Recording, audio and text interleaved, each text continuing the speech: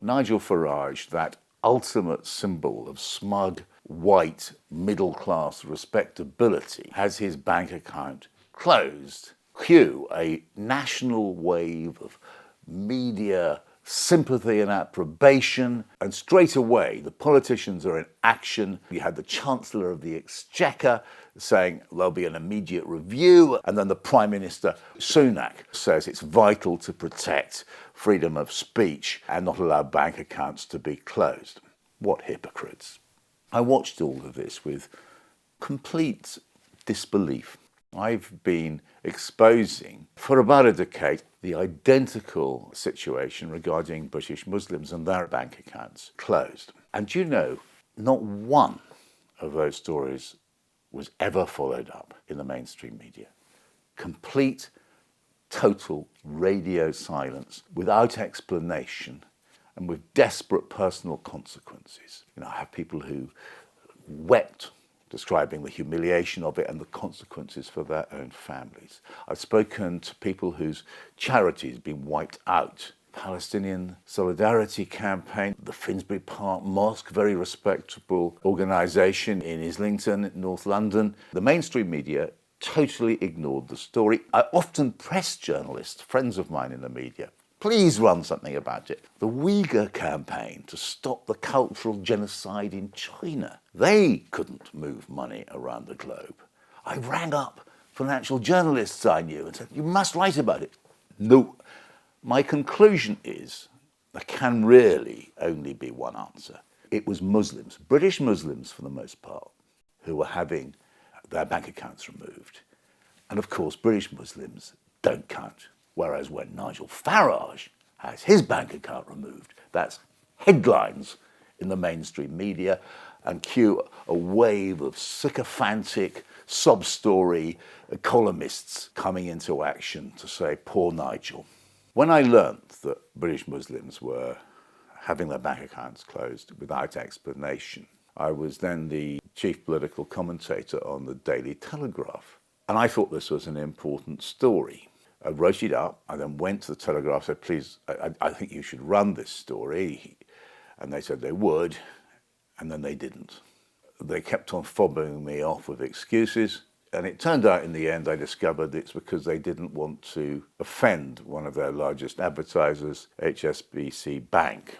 It was an abuse of power by the banks. So I felt I had an obligation not just to write the story, but to try and do something about it. Well, first of all, I bumped into George Osborne, who was then the Chancellor of the Exchequer, the man in charge of money in Britain.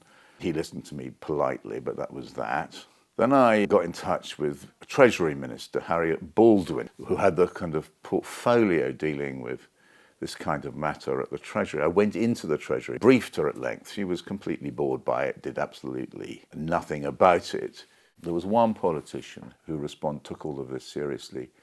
It's a man called Jeremy Corbyn, who is now being obliterated by the media political class. But he took up the cause of Finsbury Park Mosque, separate from me, because they were in his constituency, and he went to see HSBC Bank. He was the only politician in Britain who took this matter seriously. None of the organisations I spoke to, or individuals, were connected to terrorism. Had they been connected to terrorism, they would have been arrested and in jail.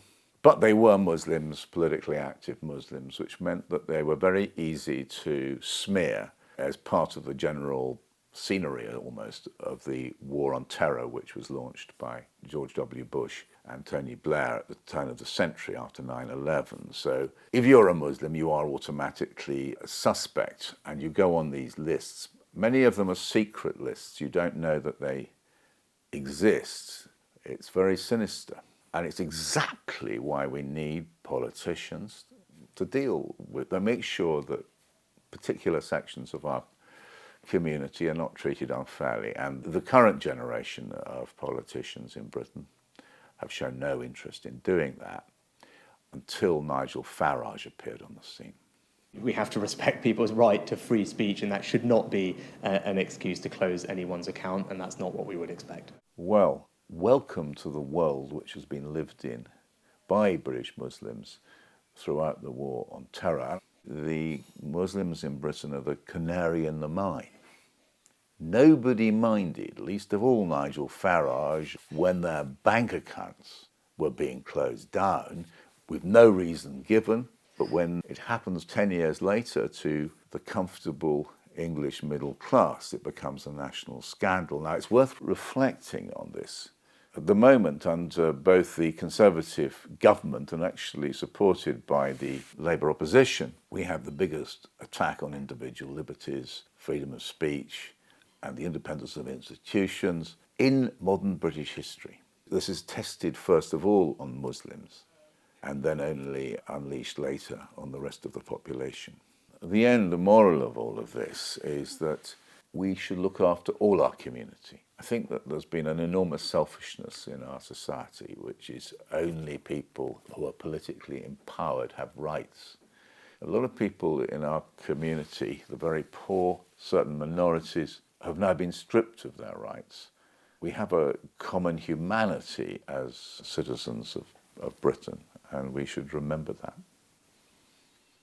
I'd like to thank Double Down News for coming to talk to me about a story which has been ignored by all of the mainstream media. Double Down News does this sort of thing all the time, which is why you should, I think, support. I'd encourage you to support Double Down News on Patreon.